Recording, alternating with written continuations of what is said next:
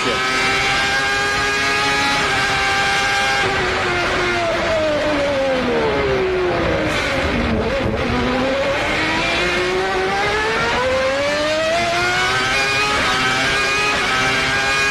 Red light in the dashboard of the Rev Limiter. This is for wheel spin. Here, just as it got in the green paint, get wheel spin.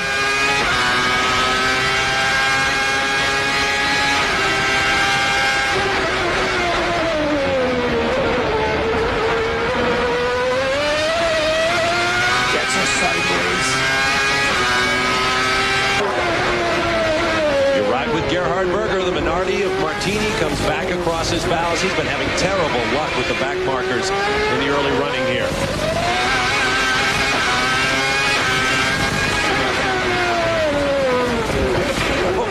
Again, Martini either does not see or will not yield to the faster car behind him.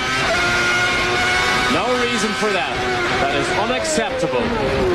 Absolutely unacceptable. He's either blind or stupid or both. Look at Berger all over the place. And the biggest problem Berger has now is Lacey and Damon Hill are now a long, long way up the road. It's a shame that Hakkinen disappeared so fast, but let's listen.